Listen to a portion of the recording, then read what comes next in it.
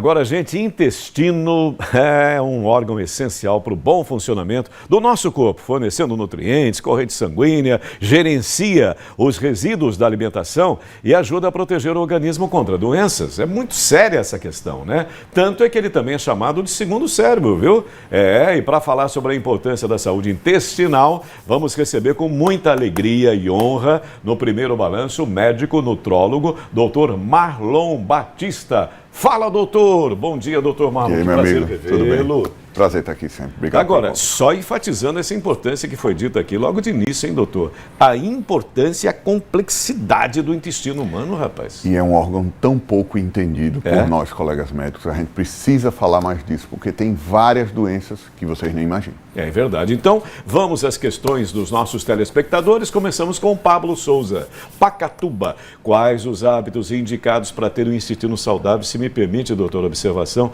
o quanto é fundamental essa prevenção, né? A gente se prevenir e saber como se prevenir, né? Pois é, intestino, a gente primeiro precisa beber água. Existe uma crença de que água é bom 2 litros. Para quem? Para quem tem 50 quilos ou para quem tem 100? A conta de quantidade de água é de 30 a 50 ml por quilo. Vamos falar em números. Vamos colocar 40 no meio? Se você tem 50 quilos, 40 ml por quilo, 2 litros. Se você tem 100, 4 litros. Eu tenho 70. 70, mais ou menos 3 ali, né? 2,8, mais ou menos 3 litros de água. 3 litros de água. Exatamente. Tá. Então, água é fundamental. Alimentação. Quanto menos alimentos inflamatórios, pães, sanduíches, industrializados, melhor. Porque todo alimento inflamatório vai gerar uma doença no intestino chamada disbiose intestinal. Definição de disbiose: desequilíbrio quantitativo e qualitativo das bactérias do intestino. Ou seja, aqueles micro-organismos vivos, os bons, diminuem e os maus aumentam quando a gente come errado. Então, dieta e hidratação são as funções mais importantes para a gente melhorar o intestino. E só rapidinho também, me ocorreu aqui essa questão emocional. Tem a ver também? Total com relação. O estresse, doutor? Essa pergunta é fantástica porque o termo enfesado, vem de um conjunto de cheio de fezes. Enfesado.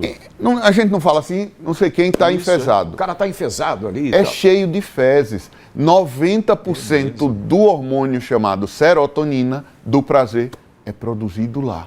50% da dopamina é produzida lá. Será que uma grande quantidade dos pacientes com ansiedade, com depressão, se tratar o intestino não vai aliviar sintoma? Eu tenho certeza que sim. Ou seja, psiquiatra, psicólogo tem que entender de intestino?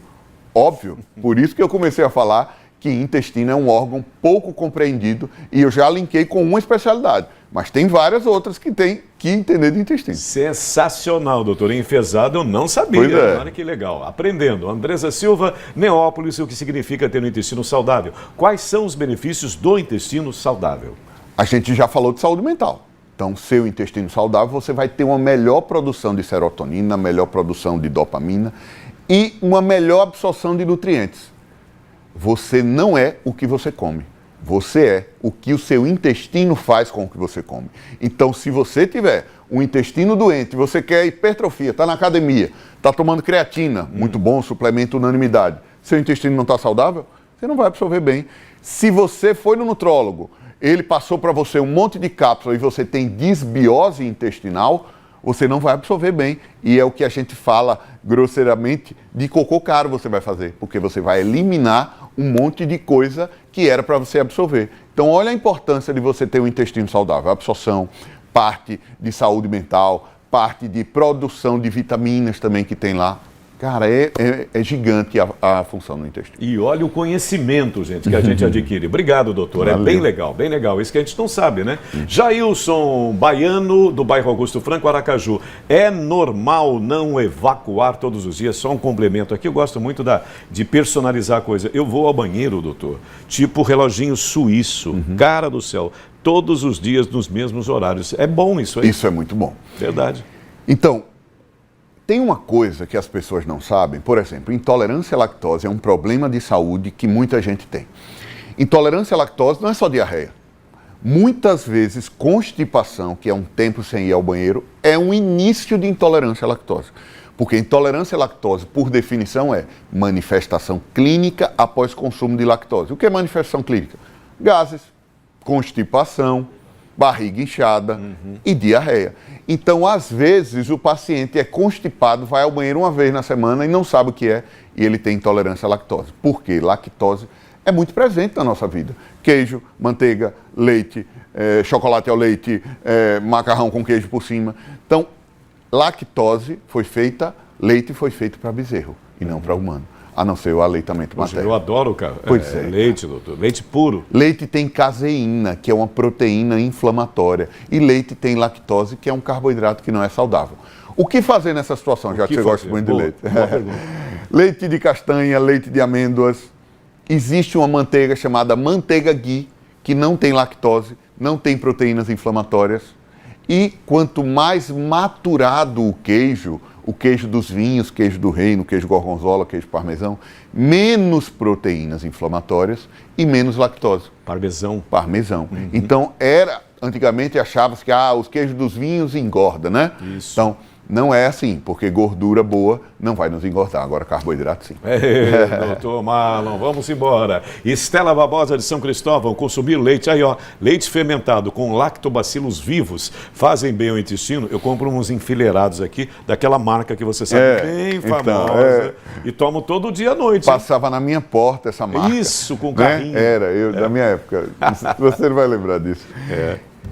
Então, existe algo melhor para isso. O que é que ela está querendo fazer aí? Ela está querendo povoar o ambiente intestinal com bactérias boas. Ótimo. Mas não precisa ser industrializado para fazer isso. Eu faço uma fórmula para os meus pacientes com probiótico. Então, você não quer ter probiótico para melhorar o povoamento de suas bactérias? Isso. Do seu intestino com bactérias boas? Por que não tomar probiótico? Eu tomo todo dia. E não usar algo industrializado. É gostosinho, né? Uma delícia. É fermentadinho. Tudo que é gostosinho. Eu tomo todo dia, cara. Pois é. Então, eu tenho um sachêzinho que eu faço para os meus pacientes. E aí eles tomam diariamente, eu tomo também, melhora pra caramba. É muito melhor do que o leite fermentado. Mais natural. Mais natural. Beleza. Próxima pergunta, Mirela Souza, Marcos Freire 2, socorro. Saúde intestinal está relacionada apenas à digestão, doutor Marlon? Com certeza não, a gente já falou de algumas coisas aqui, eu vou falar de mais coisas. Toda doença autoimune começa no intestino. Doenças autoimunes, lúpus, hipotireoidismo por doença de Hashimoto, psoríase, seus quadros de rinite, que não é a doença autoimune, mas acontece. Como isso acontece? O nosso intestino é um porteiro. Tem um porteiro ali equilibrando o que entra e o que sai. Se o seu intestino está doente, é como se a porta abrisse mais e ele não consegue equilibrar o que entra e o que sai. E o anticorpo que tem lá querendo destruir o seu corpo, da doença autoimune, ele passa com mais facilidade. Ou seja, quanto mais saudável está seu intestino, menos sintomas clínicos da doença autoimune que você tem, você vai ter. Ou seja, quem precisa saber de intestino? Reumatologista. Olha que interessante. Dermatologista precisa saber de intestino. Então, quanto mais você trata essa síndrome do intestino vazado, menos você vai ter repercussão clínica dessa doença autoimune que já é sua. E o quanto eu fico impressionado com a importância do intestino. É fantástico. Passa por tudo, por né? tudo. É o tem que saber. Cérebro. É impressionante, doutor. E o conhecimento também. Joyce Garcia, bairro Farolândia, aqui em Aracaju. Sucos detox e jejuns são indicados para uma boa saúde no intestino, doutor Marlon? Bom, suco detox é um nome, né? Como é suco detox? Eu não gosto muito dos nomes, porque tem muito suco detox e inflamatox. Como é que a gente vai saber como é esse suco detox? Então são nomes, tem gente que faz com gengibre, com couve, mas tem gente que chega lá colocando um monte de coisa que não fica tão detox assim, fica mais inflamatox. Em relação ao jejum, é fantástico. Os estudos relacionando com longevidade mostram que os indivíduos que fazem restrição alimentar, ou seja, comem menos vezes, eles vivem mais. O sistema digestivo, ele gasta uma energia muito grande, não é à toa aquela macarronada e a gente faz aquela sensação de que está sem energia, porque quando está havendo digestão, tira a energia do cérebro, tira a energia do músculo. Eu já comentei com você que eu faço jejum todo dia, estou em jejum inclusive. Se eu tivesse tomado café, eu estava com menos energia para falar aqui para você, porque minha energia vai para o cérebro. Então o jejum, ele descansa, intestino. A gente não precisa estar comendo toda hora. Essa crença dos 3 em 3 horas que ganhou uma força aí, isso não é verdade. Para quem é bom 3 em 3 horas? Para mim é péssimo, porque eu tenho fome 2 vezes ao dia, então comer 3 em 3 horas não é sinônimo de saúde. Então jejum aumenta com certeza a saúde do intestino. Doutor Marlon, eu fico impressionado, rapaz. E é muito legal a gente entender isso e refletir a respeito disso. E outro mito, né, que agora me perguntaram em tempo real aqui. Essa tal da água com limão, é mito ou é fato? É bom ou não tem nada a ver uma coisa com a outra? Ajuda, mas a água com limão não vai lhe ajudar a emagrecer. Né? É aquela brincadeira, né? Quer emagrecer com água com limão, corra até o limoeiro para pegar o limão. Então não vai ajudar a emagrecer, mas pode melhorar um pouquinho a saúde gástrica e ajuda sim, mas não é esse tão pintado como fantástico, como dizem por aí. Solução.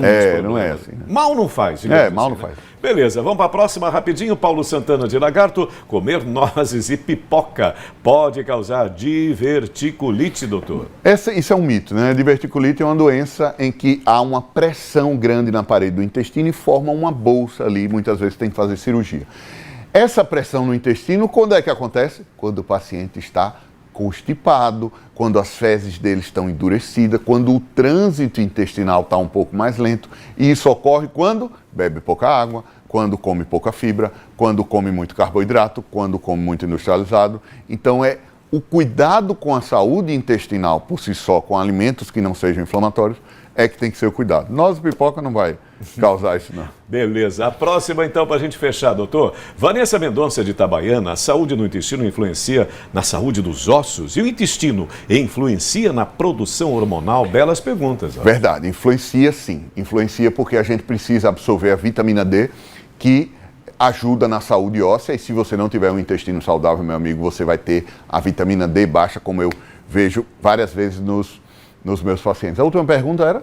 A parte de baixo da pergunta? Foi... Agora? Ah, beleza. A produção já hormonal. Pintou o intestino. Pronto. Produção hormonal. Produção hormonal. Olha que interessante. As canetas emagrecedoras, que é Epatide, que é a substância do Mounjaro, semaglutida, que é a substância do Ozempic, elas imitam uma substância produzida no intestino. Então, o intestino produz GLP-1 e GIP, que são 2 hormônios que ajudam a dar saciedade. Mais uma coisa do intestino para finalizar, se o seu intestino está doente, você tem mais fome.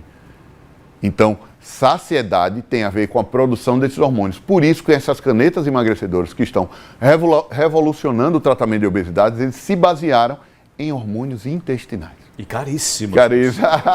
Doutor. Meu querido, só temos a agradecer, eu sempre enfatizo isso, que esse Fala Doutor talvez seja o meu mais preferido quadro aqui no Balanço. Por isso, porque é você trazer a informação qualificada, a pessoa que sabe do que está falando e desconstruindo mitos. Tem coisas que a gente coloca como verdade e fica aquilo ali e você realmente resolve a situação e nos informa muito brilhantemente. Obrigado, doutor. Eu queria falar 2 coisinhas. Deve, por favor. Bom, a primeira é que eu estou fazendo um evento em Aracaju, dia 11 e 12 de outubro, para profissionais da área da saúde. Muitas vezes você vê um profissional tecnicamente capacitado, mas ele está sendo engolido pelo mercado porque ele não está indo para a rede social. Hoje em dia não dá para você ficar fora da rede social, você precisa mostrar que não basta apenas ser. Então esse evento é para profissionais da área da saúde, médico, nutricionista, educador físico, psicólogo, que tem essa dor, que vê um colega menos preparado, mas que está tendo mais sucesso profissional porque não está indo. Comunicação é tudo. E esse evento a gente vai trazer nomes do Brasil, Guto Galamba, um grande influenciador, Felipe Rosa, maior lançador de produto digital. Será 11 e 12 no Vidan. Quem quiser participar da área da saúde, vai mandar um direct para mim, dr.marlonbatista no meu Instagram. E a última informação é que eu estou lançando um livro. Provavelmente vai ser nesse evento, que é um livro Como Viver Mais e Melhor. E nesse livro a gente vai falar de vários pilares da saúde: sono, intestino, hormônio, alimentação, atividade física. E eu queria lançar em primeira mão aqui essa informação para vocês. Para nós é ótimo, será um prazer. Muito obrigado, doutor. Um ótimo fim de semana e mais uma vez obrigado.